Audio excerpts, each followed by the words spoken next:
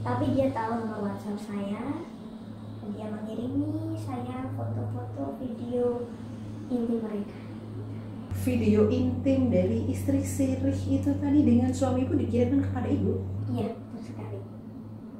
Dan dalam keadaan saya sudah hamil.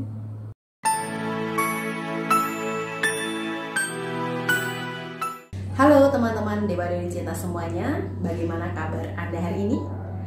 Oke, kita kembali lagi ya di channel YouTube saya, yaitu episode Suara Istri. Nah, untuk episode ini saya bersama seorang wanita dan dia ini namanya Ibu Laras. Ibu Laras ini 3 bulan yang lalu sudah memaharkan ya Ibu ya, mustika keharmonisan rumah tangga. Iya. Dan saya dengan Ibu Laras sudah bersepakat untuk membagi cerita Ibu Laras ya kepada teman-teman semuanya untuk kita jadikan pembelajaran bersama. Oke, kita langsung saja ya untuk mempersingkat waktu, dan Ibu Laras juga sedang mengandung. Langsung saja kita tanya oleh Ibu Laras, kita sapa beliau ya. Oke, halo Ibu Laras. Iya, assalamualaikum. Iya, waalaikumsalam Ibu. Apa kabar Ibu hari ini? Alhamdulillah baik.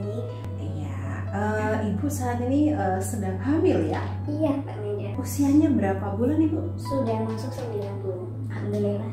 Iya, alhamdulillah. Semoga dilancarkan ya Bu ya saat melahirkan nanti. Amin ya. Oke, kita ini sedang bersama teman-teman Dewi Cinta Ibu, dan mereka semua siap untuk mendengarkan cerita Ibu. Iya. Bagaimana kok Ibu bisa memaharkan mustika keharmonisan dari saya? Iya. Jadi saya cerita dari mana dulu? Oke, Ibu mungkin bisa perkenalan dulu.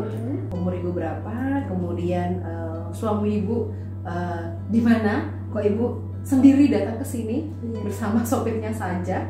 Begitu. Iya. Saya dari Yogyakarta. Oke. Dan saya seorang ibu rumah tangga.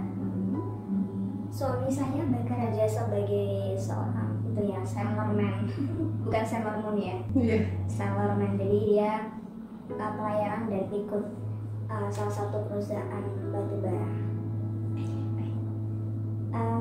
Usia saya sekarang 39 tahun.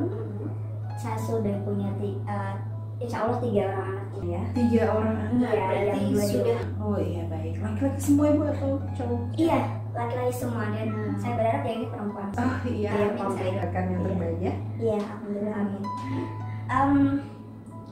Jadi saya sebenarnya nggak kuat mau cerita Mbak Meda ya. Iya, cerita perlahan saja. Santai di sini. Kita di sini sharing Ibu. Jadi relax. Iya. Jadi memang kalau bekerja sebagai pelayan itu kan jarang di rumah ya Mbak Meda. Betul. Suami saya itu dapat cuti pulang itu setahun 2 kali, setiap 6 bulan sekali pulang. Dan biasanya kalau pulang itu di rumah bisa sampai 1-2 bulan. Sebentar saja ya. Iya, tapi akhir-akhir ini sekitar 1 tahun, bukan 1 tahun ya. Iya, 1 tahun belakangan sih ya, 1 tahun belakangan itu sudah cutinya di pertengahan tahun itu dia tidak pulang. Sudah tidak pulang. Tidak pulang. Sudah lama. Biasanya kan setahun 2 kali pulang, tapi ini 1 tahun pulangnya cuma 1 kali saja. Dan iya, awalnya saya tidak curiga ya Mbak Mega, karena memang saya percaya dengan suami saya. Dia orangnya sangat dermawan sekali. Baik ya. Iya, bukan baik, bukan hanya peduli kepada orang tuanya. Ya, suami saya orangnya sangat berbakti kepada orang tuanya. Dan tidak hanya berbakti kepada orang tuanya saja, tapi juga berbakti kepada mertuanya, kepada orang tua saya itu juga sangat baik sekali. rumah orang tua saya itu dibangun kembali, direnovasi ulang, kemudian orang tua saya dinaikkan haji, dan segala hal dipenuhi oleh suami saya. Karena memang saya juga tidak bekerja, Mbak Maida. Berarti di rumah ya, fokus sama anak-anak. Iya, betul sekali. Dan iya, dulu awalnya ketika mau menikah dengan suami saya, itu saya sempat ragu sebenarnya, karena banyak orang yang mengatakan kepada saya tuh, kalau suami kamu pelayaran itu sulit untuk setia gitu, jarang pulang, dan kebanyakan kalau orang kerja seperti itu di kapal tuh disediain wanita dan lain sebagainya. Terus apalagi kalau jauh dari istri itu biasanya pasti mereka pada jajan gitu. Hanya saja suami saya terus meyakinkan kepada saya bahwa dia bukan orang yang seperti itu. Ya terus minta izin kepada kedua orang tua saya, dan ya begitulah Mbak Maida perjuangan orang yang lagi mendapatkan seseorang, kan biasanya sangat gigih begitu ya. Iya, apalagi seorang lelaki ya. Iya, jadi ya akhirnya karena memang saya juga yakin dengan pilihan saya, akhirnya saya iyakan. Dan saya benar-benar tidak menyangka ternyata apa yang diramalkan oleh orang-orang tentang suami saya itu benar adanya. Iya Ibu, awalnya Ibu kok bisa mengetahui suami Ibu itu selingkuh atau bermain wanita lain, itu bagaimana awalnya? Saya itu kebetulan ibu rumah tangga yang memang benar-benar gaptek ya. Saya tidak punya Facebook, saya tidak punya Instagram. Saya hanya main WhatsApp saja. WhatsApp itu pun saya jarang sekali bikin story seperti teman-teman begitu, karena memang juga buat apa gitu ya. Hanya kebutuhan saja begitu ya. Betul sekali. Kadang sesekali buka YouTube itu pun hanya melihat semacam tutorial masak gitu kan, ya di rumah gitu kan, buatin anak dengan macam-macam makanan, macam-macam masakan gitu biar gak bosan. Iya betul. Kemudian tetangga saya nih Mbak, pas saya lagi istirahat di teras begitu, ada tetangga yang nyamperin saya tiba-tiba. Tetangga saya nyamperin saya, kemudian menunjukkan foto-foto pernikahan suami saya dengan wanita lain. Lalu reaksi Ibu bagaimana setelah dikasih tahu oleh tetangganya? Ya saat itu juga saya shock pastinya, saya gemetaran, saya hampir pingsan. Apalagi waktu saya lagi gendong anak saya, kedua yang masih kecil juga ya, masih balita. Tetangga saya bilang kepada saya, Mbak, ini bukannya foto suami kamu ya? Saya bilang, saya berhenti mikir dulu tuh, nggak bisa mikir apa-apa, Mbak Maida, benar itu suami saya.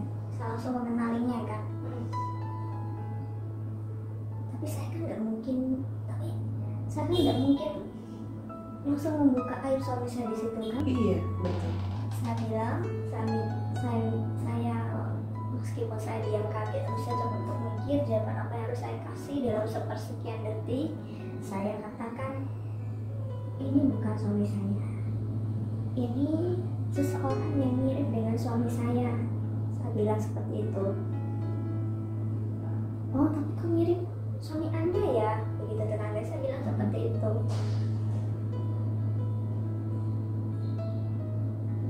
Kemudian saya minta maaf sama tetangga saya masuk ke dalam, ada urusan, dan di situ saya nangis sejadi-jadinya Mbak Maida, karena memang benar itu suami saya. Jadi saya akhirnya minta tolong sama adik saya yang kebetulan memang punya Facebook, dan memang sepertinya dia tahu juga Facebooknya suami saya apa. Ketahuan akhirnya di situ suami saya itu tidak pernah nonton video itu, hanya saja istri keduanya ini tadi menandai suami saya di Facebook dengan cara upload foto-foto pernikahan itu tadi, dan suami saya ditandai di situ Mbak Meda.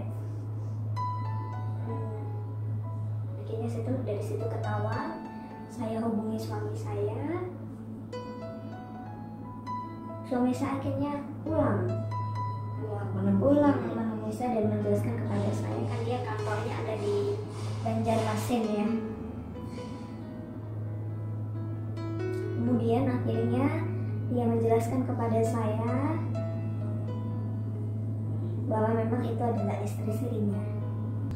Langsung seketika itu juga? Iya, dijelaskan kepada saya, dan dia bilang bahwa dia akan menceraikan istri sirinya, akan meninggalkan istri sirinya, karena memang dia bilang dia hanya ingin berumah tangga sama saya, dan saya juga tidak akan terima kalau dia menikah lagi. Dia berkomitmen kepada saya bahwa dia akan meninggalkan istri sirinya. Setelah pulang dan menjelaskan hal itu, saya lega tapi saya sakit hati. Iya, saya paham yang Ibu rasakan, dan apalagi saat ini Ibu sedang berhubungan jarak jauh ya. Iya. Dengan suaminya, pasti pikiran aneh pun akan menghantui diri Ibu. Iya, betul sekali. Kemudian setelah suami saya itu kembali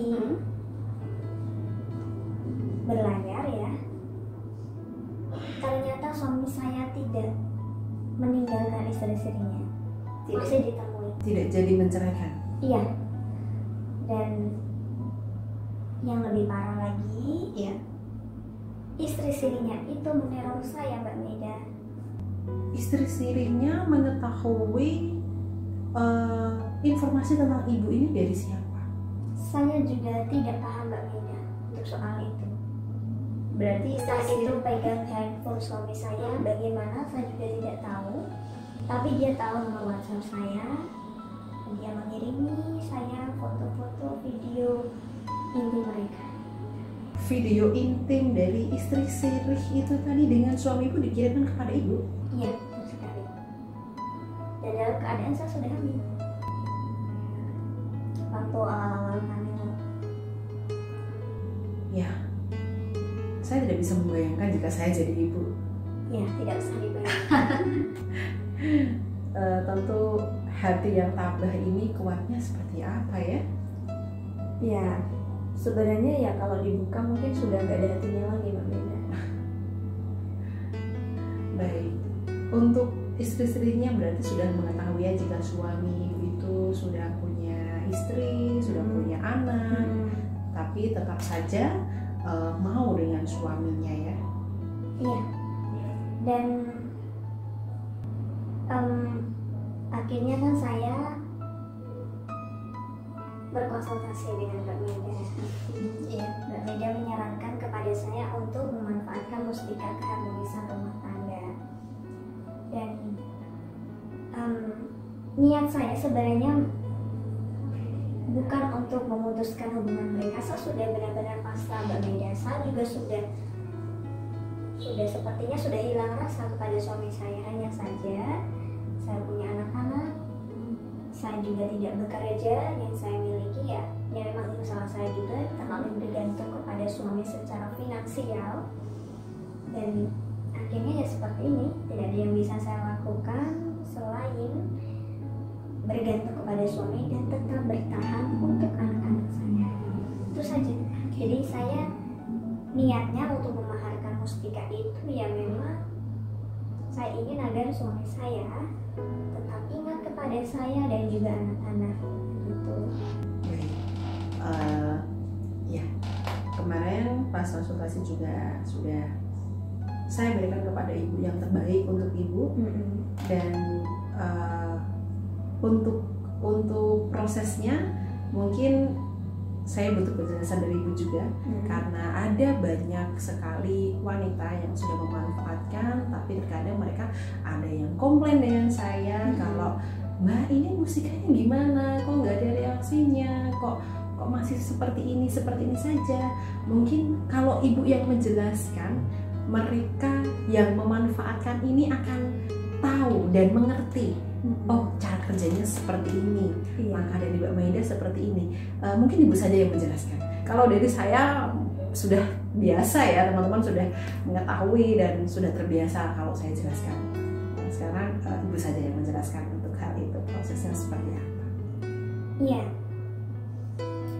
Jadi di Mustika Keharmonisan Rumah Tangga ini Mbak Maida membantu saya dengan bimbingan langsung yang memang itu sangat bermanfaat bagi saya. Istri siri suami saya itu kan meneror saya hampir setiap hari Mbak Maida ya. Setiap hari. Hampir setiap hari. Kondisi Ibu sedang hamil seperti ini. Iya, bukan hanya sekadar mengirim foto dan juga video, bahkan dia mengatakan hal-hal yang membuat saya jengkel. Ini ya, psikis saya jadi jengkel. Iya. Memang tujuannya seperti itu Ibu, kalau mereka-mereka yang menjadi istri atau selingkuhan suami. Iya, jadi dia mengatakan kepada saya bahwa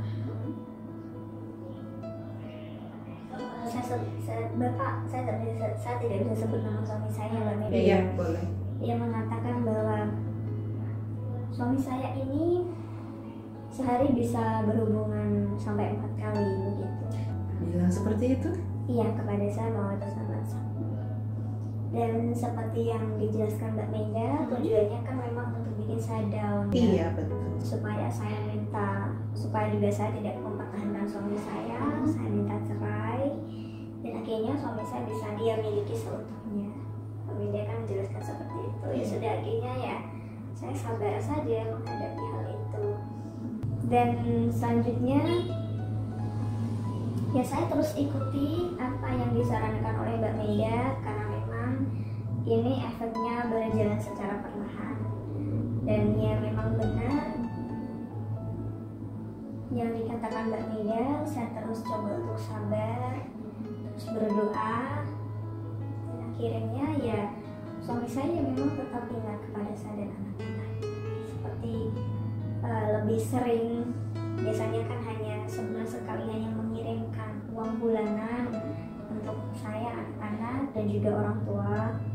Sekarang lebih sering mengirim, sekarang juga dibarengi itu Mbak Maida dikirimin hadiah. Jadi setiap kali pindah kota begitu berhenti mendarat itu dibawain hadiah khas dari kota itu.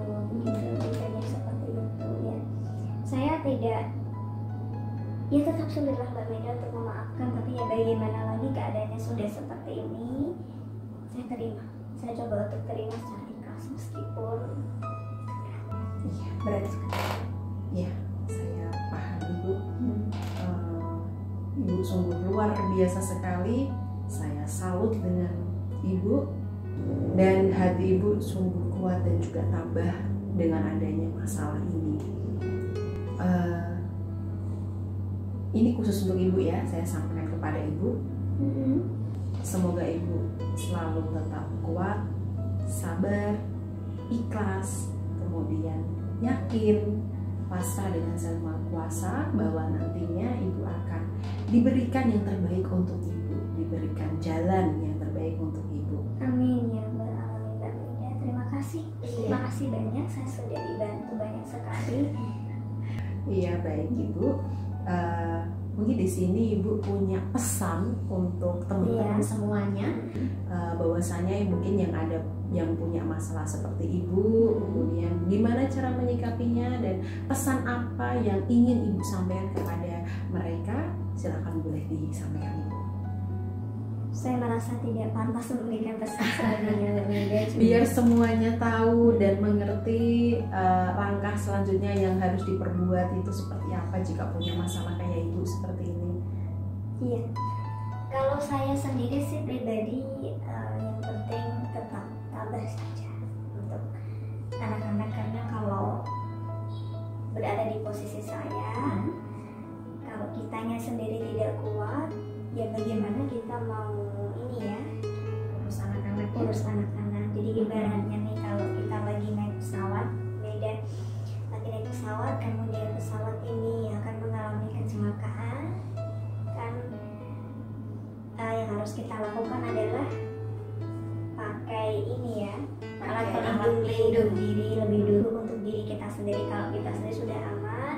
nanti kita bisa lebih maksimal untuk melindungi anak kita. Dan jadi kita harus dikuatkan lebih dulu begitu. Iya, baik. Baik Ibu, pesannya sungguh luar biasa sekali.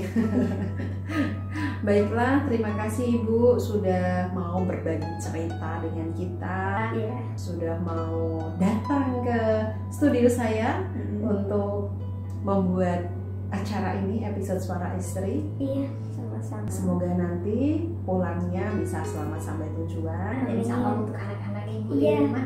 Semoga lahirannya juga lancar Ibu. Amin ya Allah. Iya, baik. Saya pamitan dulu kepada teman-teman. Iya, boleh.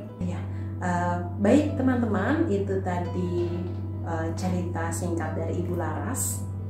Dan mungkin bagi teman-teman yang punya masalah seperti ini, langkahnya bisa mengikuti Ibu Laras ini. Beliau pakai mustika keharmonisan rumah tangga, dan ingat, mustika itu akan bekerja dengan penuh optimal dan maksimal apabila kita yakin dan terus bersabar dan juga ikhlas. Nah, itu dulu dari saya. Semoga ini bermanfaat.